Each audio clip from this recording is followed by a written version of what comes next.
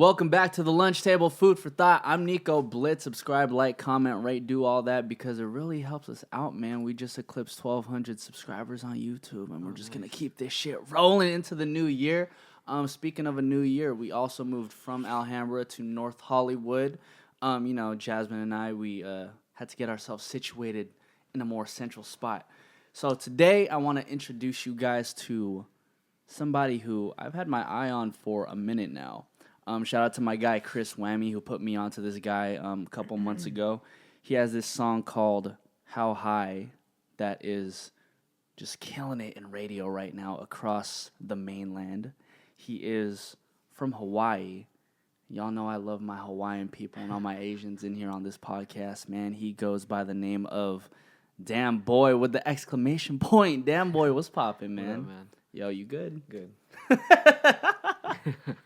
Can I hit you with a shotgun one time? You can. You gotta hit them too. Oh yeah, there we go. Yo, so prior to this conversation, you said you stayed up watching anime all night. And I'm still in Hawaii time, so like. Oh God, what were you watching?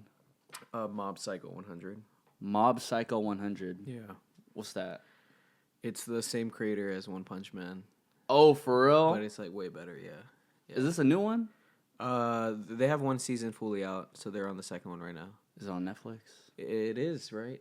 Yeah. Okay, so I'm gonna put that on my list, dude, because like I be staying up watching anime till like 3-4 o'clock in the morning. I'm like, bruh. I stay up till 6. So. 6? Yeah. Jesus, dude. Hey, man. So, first of all, let's get into your tattoo. My tattoo. You probably get that question a lot. I do. People think it's a stamp on my face. I'm like, why would I stamp my face? Well, because it's interesting because you got it red, though. Yeah, that's true. So then it means a death and return to life? Yeah, from death to rebirth, yeah. So then how'd you get that? Or why'd you get that? I mean, I love Japanese culture. I lived in Japan for a little bit, but I just always wanted a face tat, so. Yeah. And you know how those anime characters they have usually like. Oh, like on Naruto and shit. Yeah, so I just thought, okay, I'm going to get it down. Instead of, people get it like this. Yeah. So, yeah. But any particular reason why it's death and return to life?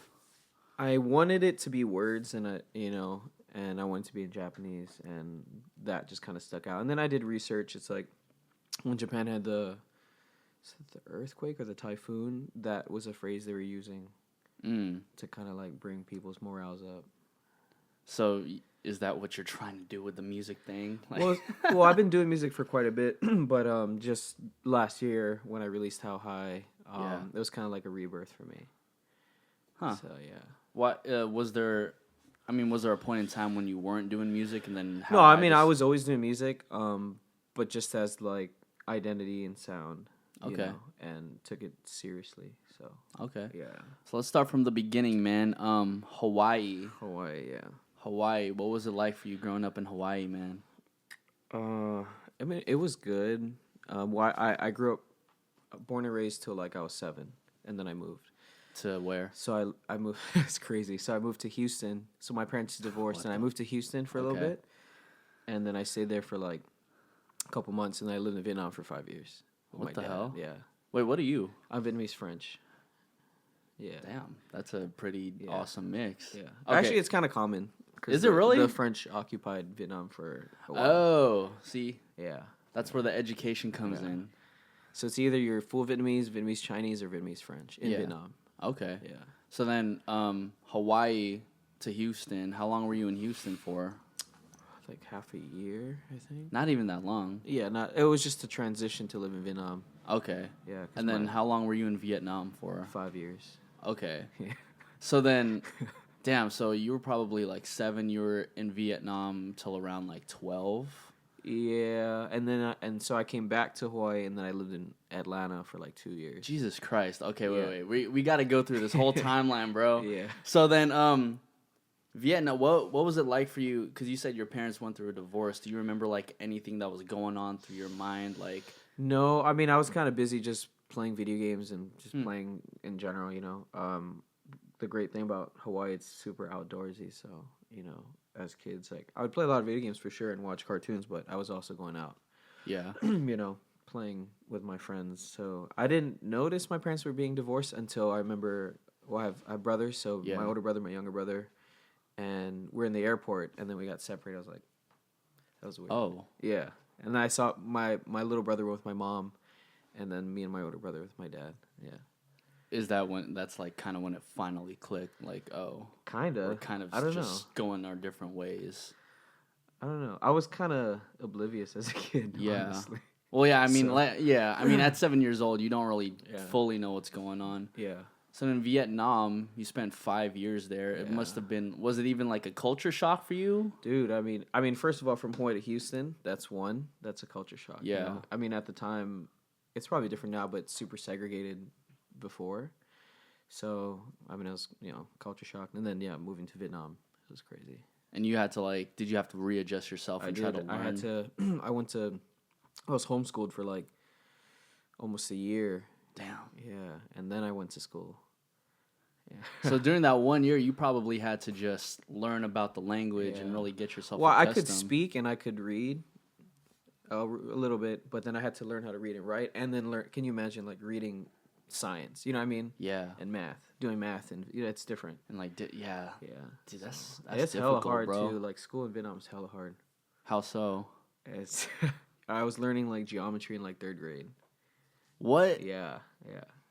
So. Damn, they're just so much more advanced that way. Then Yeah, that's dude. insane, dude. Yeah. And I was going to private school too, so I mean, probably harder. Yeah, dude. Yeah. And then, so I'm assuming you have a group of friends in Vietnam. I do not. Oh, you didn't? No. Oh, I shit. left. I left when I was 12 or whatever. So no, not really. So I moved around so much. So prior to going back to Hawaii, Yeah.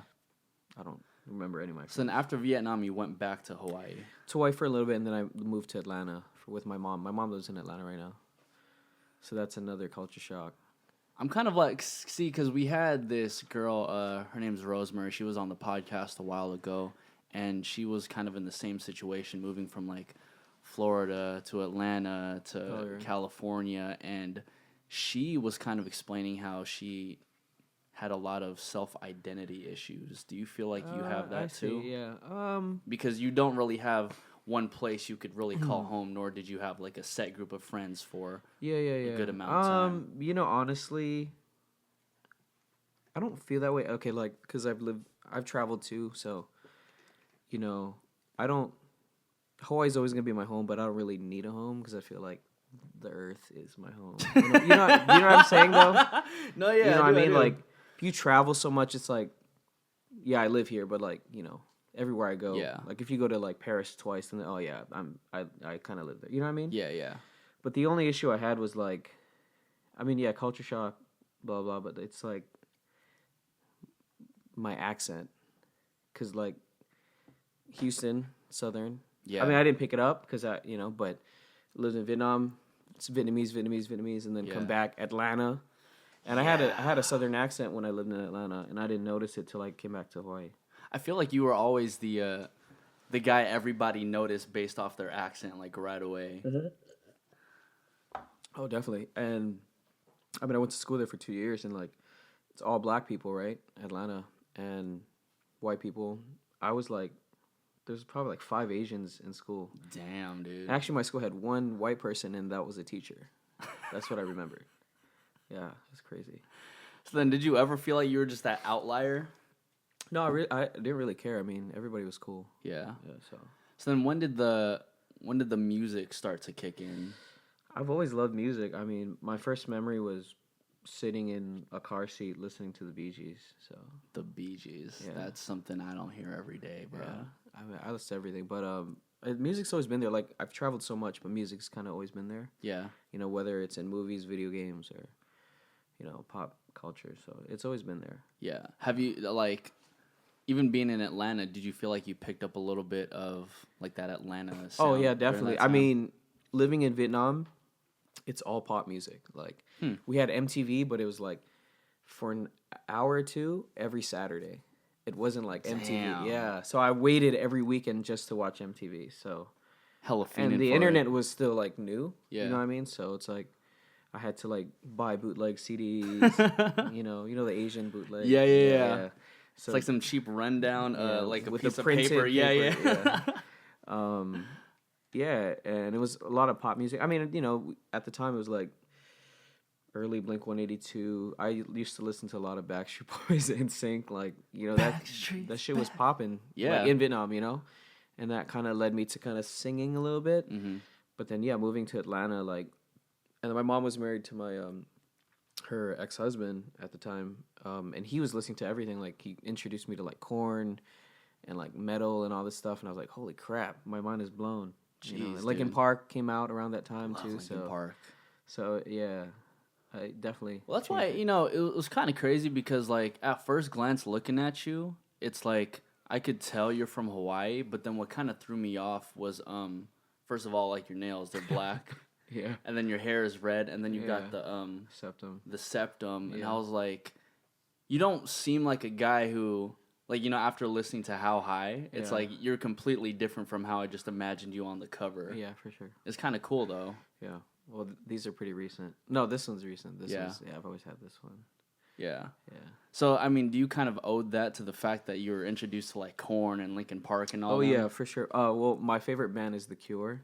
Okay. It's my favorite band. So they're, you know, kind of gothic, Yeah. 80s gothic. So I mean, dark music has always like been my thing. I mean, I love everything, but you That's know. ironic because I mean, the two songs you have out on Spotify Super aren't even similar. dark at all, bro. Well, yeah. I mean, you know, I was living in LA last year. No, 2 years ago. It's 2019 now. Yeah. For about 2 years, and then I came back to Hawaii. And when I came back, I was like, I should release something reggae. Yeah. You know, I've played in reggae bands before. I've toured. Oh, really? I've written for other people. Yeah. So it's just kind of like, you know, because like I said, I kind of like rebranded myself now. But before I was doing a lot of like, I had rock bands. I had, you know, punk bands. I had indie folk stuff. I did kind of R&B stuff before Damnboy. And you were writing for all these people. I was writing for people.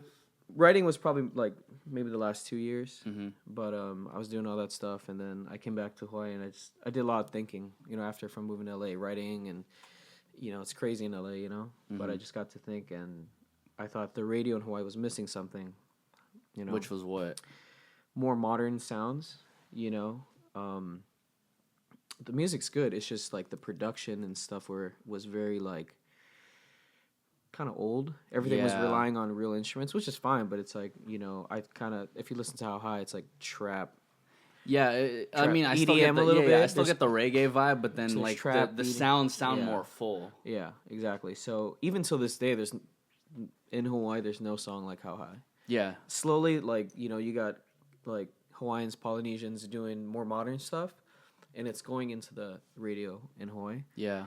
but it's still not there. Well, I think, at least from my perspective, I could attribute that to the fact that when I went over to Hawaii, they were playing music that was probably like 5-6 months old. Yeah, And so that too. it dawned to me like, wow, Hawaii gets their music hella late. Yeah, hella late. And I don't know why. I mean, you guys share the same database. That's what I'm saying. I was Yeah. like, bro, like, it just doesn't make sense. Yeah. Like my girl would tell me that, in Hawaii, whenever someone goes out to perform, it's like one of the biggest things out there because there's not really much to do out there. That's true. I mean, it's getting better now because the venues are getting better and they're reaching out. But Yeah.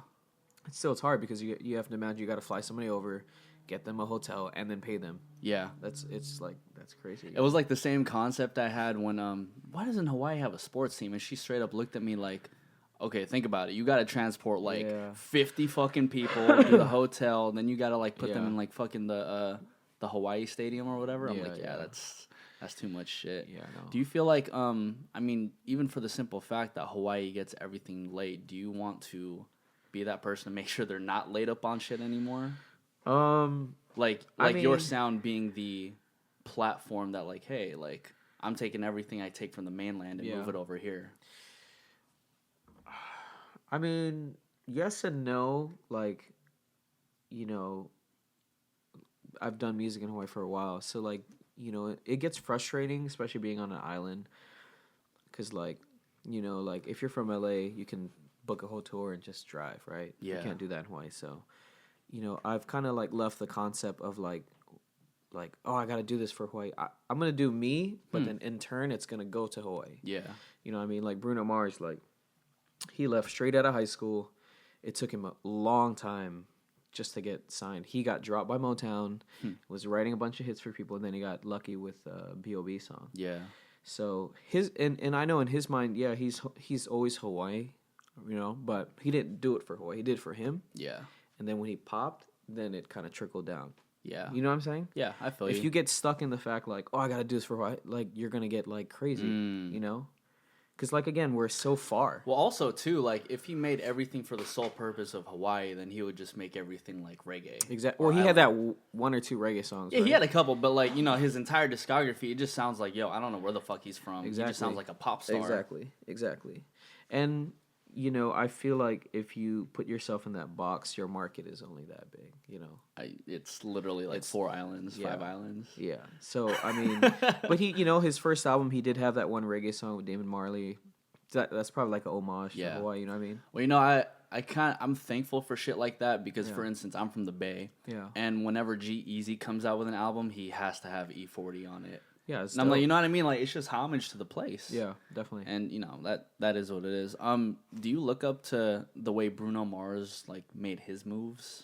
Because you said you guys went to the same high school, too. We did, yeah. Yeah. He's like 05?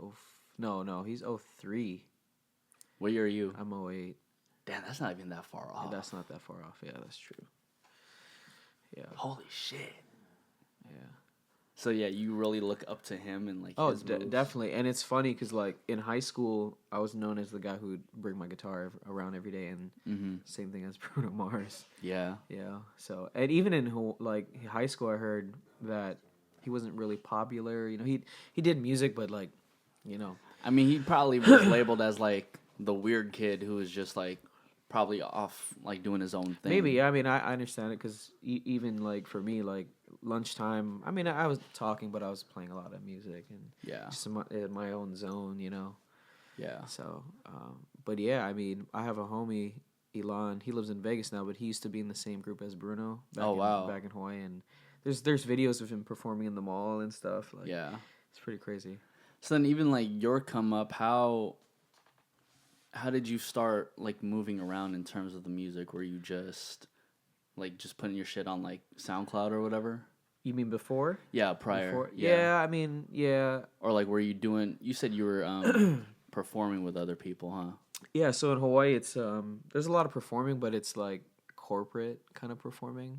It's like, you know, restaurant bars. You got so I did a lot of that, and you can make really good money playing weddings and that kind of stuff. But, you know, as far as the platform for artists there to like play at a venue, it's very like small.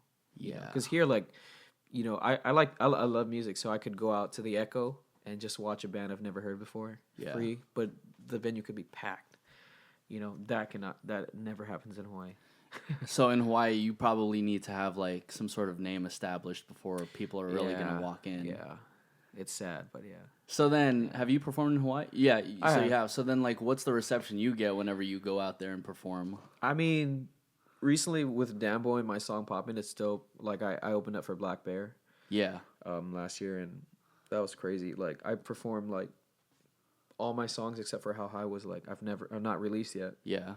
But like second time I'm singing the chorus, they're singing along. I was like, this is crazy. That's ill, bro. Yeah. So yeah, I think the reception is good, and I think the notion too, because Hawaii's such a big reggae scene that a lot of artists there kind of like, oh, I got to do reggae. That's the only way to get popping. But I think slowly that artists are understanding music business more and how to utilize the internet, social media, that we're like getting out, you know, to doing. Have you ever heard of Rocco 808? I did. Yeah, that's my boy. And you know, after hearing his sound, it was kind of like this reggae trap vibe, and I was like, dude, you're actually really smart because you're combining your home roots with everything that's going on right now. Yeah. And you know, I feel like in order to progress, especially as somebody from Hawaii, you need to be able to utilize what's good now and like still maintain what's in your roots. Exactly. Yeah. I mean, and that's why I kind of released How High, but I did it in a way that was modern, you know, and something like I want to do pop, but I definitely want to add every genre into pop. You know what I mean? So I mean, that's what I did, and it popped. Yeah. You know. So, between you obviously moving around the entire world damn near, Yeah. and even seeing somebody like Bruno Mars move from Hawaii straight out of high school, like, do you feel like as somebody from Hawaii, you need to move out in order to pursue your dreams or like grab your dreams? I think in order to pursue your dreams, anywhere you are, you have to get out. Like, you could be popping on social media and have 1 million followers, but at the end of the day, if your music's not good and you're not touching people personally, it's not going to pop. Yeah. You've seen many artists that even get on the radio and they hit 1 million streams, could be on the Billboard, but like if you performing, if you're not good, if you're not touching people personally, then you're going to flop. Yeah. Because it's at the end of the day, it's about the music, and music is about the music and sharing with somebody, So anywhere you are, you have to like, touch people personally. Well, do you have like some moment where you realized your music was actually touching people? Yeah, with How High. Well, because I've always released stuff, but I didn't like push it, Yeah. Like I went hard on How High, like the first like 3-4 months, like it was all me pushing it. Damn, dude. Pushing the song. Yeah. So I released it in May of last year. And then I think by like June, I hit #1 in all the stations because I was pushing it so hard. I mean, the song has to be good. So wait, hold on. You were pushing How High by yourself and it was already hitting stations? Yeah. A lot of emails, man. Yeah, a lot of emails. What the hell? Yeah. So I hit #1 in all the reggae stations in Hawaii. Yeah. So all the islands, and then kept pushing it, and then I don't remember what month, but it could be September, I forget, but I was like the #1 artist in Hawaii and the whole South Pacific according to Shazam. Yeah. So that was crazy. I was like, wow. And then I got it to cross over to top 40. Dude, that is insane. That's a lot of fucking work you put in, bro. I know. Now I have a manager. So. Makes it a little bit easier. I know. But even in that, dude, like, because I don't find too many people from Hawaii who really want to pursue to be artists. Like, how did you even know to like, oh, I gotta like constantly hit people up just to get How High really popping? Because I think some people really have that misconception that like, I'm just gonna put this shit out and let the world find it. It's like, no, you gotta. I mean, I've like again, like before Damnboy, like I was doing that, make something, release it, not do anything. So I learned a lot from LA living in here, and but it was like I'm the type of person that would just like DM or email somebody, and you never know. Like I remember Lord when she kind of like came out, she was big. I DM'd her, straight up DM'd her, and then I got a response. Really? Yeah. What'd she say? No, it wasn't her. It was her manager. Oh, okay. So it was like, oh, she's busy at the moment, and a bunch of people. I mean, you never know, and so that's what I've kind of learned like the past 2 years is like, just do it. You never know. You kind of gotta at least try. You gotta try. Yeah, you're never gonna know. So, and because of me continuously emailing the radio station, it's like they gotta respond sometimes. I mean, you got what's his name? You got Romeo Valentine a bite. Yeah, he's the homie. Yeah, but even though I mean, like, still, it's a tricky situation because it's the radio. Yeah, so there's always like not politics, but like things you guys have to do for the there's radio. Politics, bro. Yeah, but like this is a song coming from a reggae station crossing over, so it's kind of weird, especially with Romeo station. It's like a lot of hip hop, Yeah. So, but that's why it's even more impressive for the fact that you got something like How High on the radio, because like that type of shit wouldn't get played on like a lot of mainland stations. But like once I got your one sheet, I was like, how the fuck did this guy get his song on all these radio stations, bro? Yeah. Like you're really just a self-starter. Well, yeah, my team is amazing too. So yeah, I met Jack and pushed it. Jack has a lot of connections and knowledge. So how's even like having a manager changed your life aside from him pushing out your awesome well, a manager that knows what he's doing. Yeah. Yeah. Makes your life all I have easier. to do is make music. You know what I mean? I don't have to stay up doing fucking emails and fucking searching for playlists and blogs and Well, you actually have the time to just be an artist at that point. Yeah, and it feels a little not weird, but I'm getting used to it, Yeah. to just like be immersed in myself. Do you have any like ritual sessions for or pre-ritual sessions For writing in studio? Yeah, for like writing and all that? No, I mean, I literally, I don't really care what studio I'm in as long as we can hear the music, But no, I don't smoke weed. I don't do drugs. You don't do drugs? No. Wow. I used to. But no, I mean, that time's gone. I drink, but I don't drink when I write. Yeah. Because, like, I like to be sober. Damn, dude. Yeah, I don't know why. You're an enigma. It's weird. Wait, so then what transitioned you out from, like, doing any sort of drugs now? Because I have a really high tolerance with stuff, so, I mean... Oh, shit. Yeah, like... I mean, I drink now, and sometimes I'm like, holy crap. Yeah. I need to, like... It's like water. Yeah. No, they know. Like, we go out. Like, I'm the guy that drinks really fast. Like, I'll have 3 drinks within, like, 10 minutes. Yeah. Like, bam, bam, bam, Because I like to drink, like, Hennessy, Sprite, mixed drinks, and sweet. So it's... You sound like you're from the Bay. Well, I'm Vietnamese, so Vietnamese, we drink Hennessy. Hey. Yeah. So, but, yeah, I just have a high tolerance. Even when, I used to do a lot of ecstasy, so I 8 rolls a night. Yeah, dude. So I mean, that's a long time ago, but yeah, but if it's not too sensitive, like why though? Because for example, like when I was a kid, I used to just pop a lot of ecstasy pills because, for me personally, I felt like I was very isolated and I just needed somebody there. Oh, okay. You know what I mean? Yeah. Well, I kind of started when I was dating a girl. We were living together. We broke up, and I was kind of like depressed, and so. I knew a friend of mine did it, so I was like, give me some. But even, like, the first time I did it, I had, like, 4. Yeah. But actually, so the reason why I stopped doing drugs, because I have severe anxiety. Yeah. So I've been having it for, like, 5-6 years now. And the first time I had it was, like, really bad. Like, I didn't leave my house for, like, 2-3 months. I didn't work for a year. It was really weird. And all these side effects I've been having was, like, weird. So I didn't drink. I didn't do anything because I couldn't. It felt weird doing it. Like, I tried sipping beer. I was like, oh, this is weird. So from then, I kind of went sober for a year, and then I was like, oh, I'm going to drink a little bit, be normal. Yeah. Yeah. So then how has that, how has that changed your life? Oh, I mean, tremendously. Like, if you met me when I was young, I was crazy. I was, like, going out every night. I knew everyone. Picking up girls left and right, like, driving drunk all the time too. Like, damn, bro. Yeah, so I mean, it mellowed me out, and it made me really learn who I am. Like, I think when you have anxiety, I see it as a good thing. Also, I mean, it feels like shit, but yeah. But like you get to see, like, okay, because it's basically this is how I feel. Your body telling you, like, you got to change your life. Yeah. Right? Like, if you imagine, anxiety is a mental thing, right? So people who usually have anxiety, stress is involved with it, but, like, okay, so your job sucks, maybe, or something in your, you know what I mean? Mm-hmm. So you have to, like, change something. Yeah. So it's definitely your body telling you got to change something in your life in order to feel it, Yeah.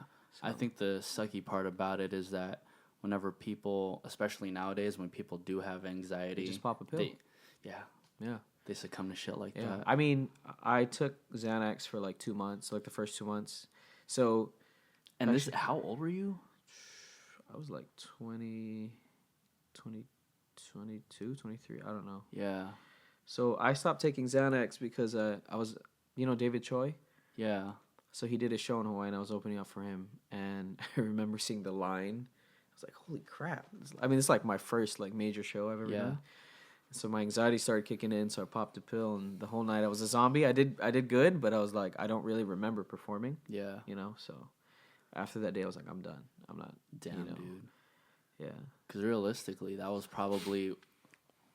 It could have been one of the most memorable performances of your night, but you can't remember it. Yeah. I mean, there's a video, but, like, still, like, I would like to remember the feeling, Yeah.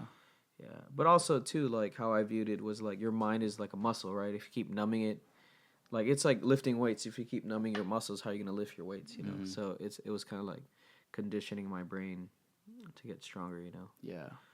So I think now that you have a more clearer sense of reality, do you feel like your life is just moving a lot? I wouldn't even use faster as the right word, but do you feel like you're moving in a more right direction? oh, I mean, it's both actually. Like my life has changed since September. Of 2018. Yeah, like you know, I had a day job and worked in restaurants like literally my whole life. But I was also playing, those gigs I was telling you about.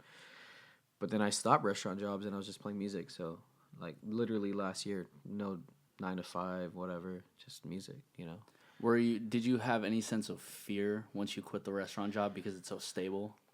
Not necessarily. I mean, I got this face tat. It's like, it's real now. We're good to go. Well, my restaurant job didn't care about it. Yeah. But I mean, I got this. I was like, that's all I know how to do. I mean, I can cook very well. I've cooked for like big time chefs, but yeah, I mean, music, that's kind of like all I want to do, Yeah. Now, Yeah. I never know, but that's all I know. So then I'm sure your next goal is to try to eclipse How High. Oh, for sure. I mean, like I only got 2 songs out right now, Yeah. but we're definitely going to release probably sometime next month. But the sounds are going to be different. I mean, it's going to be pop, but it's going to be more, not less reggae. Yeah. I would say, In terms of like lyrical content, what are you more focusing on? I write a lot of love songs, but but I've learned to like I'm kind of writing stuff up like songs to how do you say make people feel good about the I don't know, like How High to me it's like it's kind of about drugs, but it's about love, right? Yeah. How high can we go? So it's like a feel good message of like we can do anything. Masked behind the Yeah. marijuana. Yeah. So like I have songs where I'm like everything's okay, kind of. I don't know. It's hard. Yeah, some Bob Marley-ish. Message-wise, maybe. Yeah. It's so hard to describe your art. It's weird. It really is. Yeah. That's why it's always interesting whenever I ask that question because it's like, I wonder if this person can like really explain it. Yeah. Sometimes I'll get people just be like, "Oh, bro, just listen to the music." Yeah. It's like, okay. It's weird. Yeah. I mean, I can like describe the sounds, but like concept-wise, it's No, yeah, go ahead. Describe the sounds then, man. I mean, I'm right now like I'm really into like the 1975 Chainsmokers. I mean, a lot of hip hop, trap. Yeah. Just I feel like this year, next year, like music is gonna shift because like right now everything is so saturated. Like hip hop is like I wouldn't say at its peak, but like at a pop level, it's at its peak. Yeah. And you see this in every decade. Like the 80s, right? 80s was crazy pop. That's when like the industry like knew how to like market this, right? You had Madonna, Michael Jackson, and then once the 90s hit, everyone was just so tired with all the saturation that Nirvana came out. Yeah. All this real stuff came out, and then the industries didn't know what to do. They're like, "Oh my God, how do we'll just sign them. Let's just sign everyone who does grunge music." Ah, I get you. So I mean, pop music and hip hop to that pop commercial level will always still be famous, but like, I think kids nowadays, they're really listening to the words now. Yeah. That's why you see a lot of lo-fi music coming out, like Joji and a bunch of these things that are like getting popular, but like it's not like Nicki Minaj or Cardi B. Nothing against them, but it's just like more a very personal level, Personal music's becoming more popular, Well, I feel like personal music was always, at least for me, it was like always a thing. So now to finally see it out in the world, it's like, oh. Or even lo-fi, like with Joji's album, like super lo-fi, like Yeah. When's the last time has a lo-fi album? Like number hit one commercial? Yeah. What number one? And he's Asian, and he's not even American. You know what I mean? That's insane. Yeah.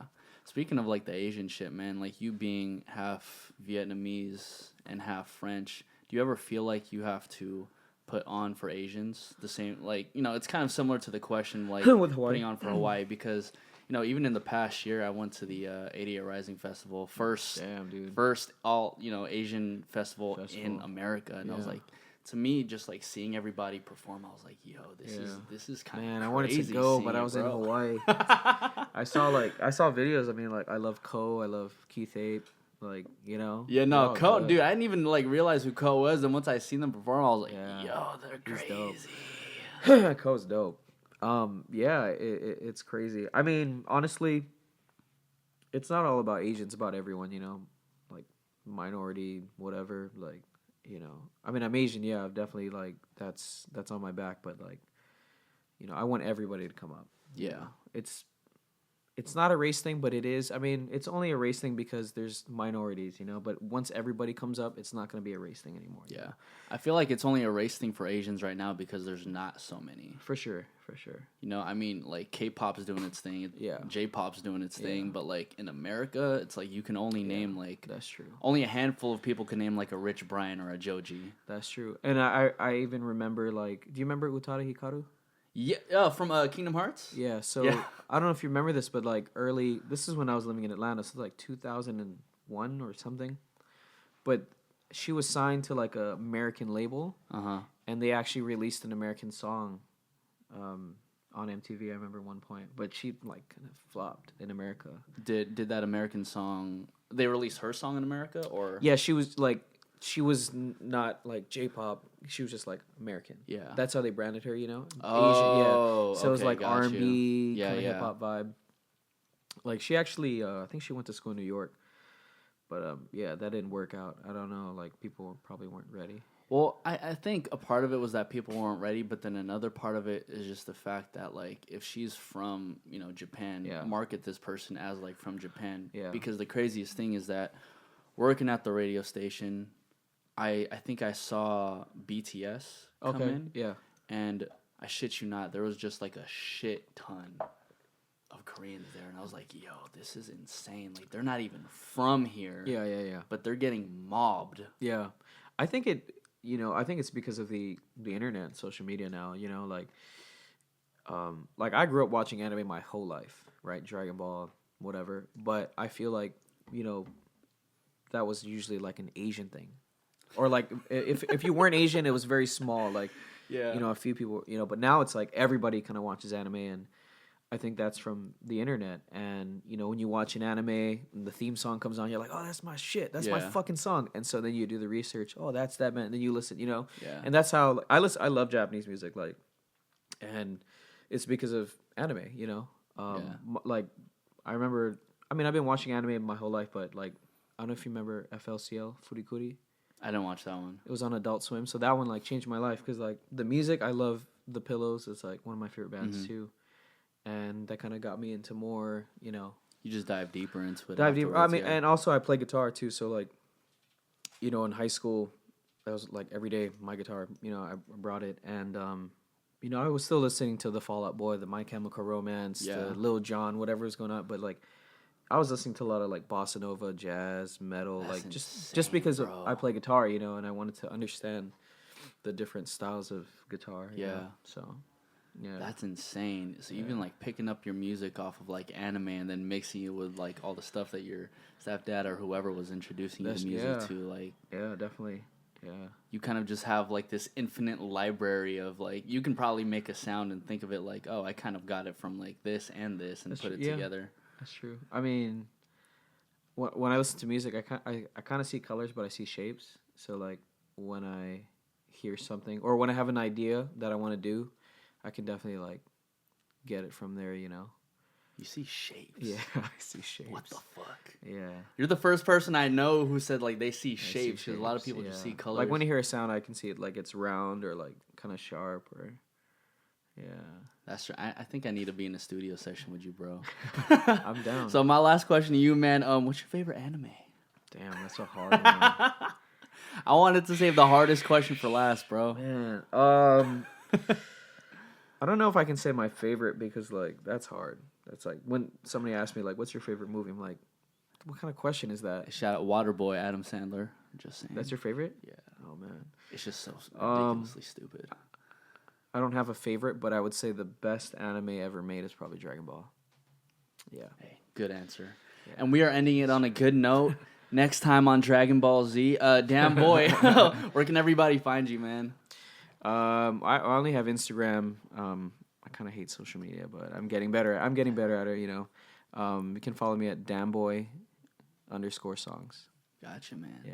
Damnboy_songs. Damnboy, thank you for coming on the lunch table, man. Thank you. This is the lunch table. Food for thought. I'm Nico Blitz. Damnboy. Shaka out. Yeah. Thank you.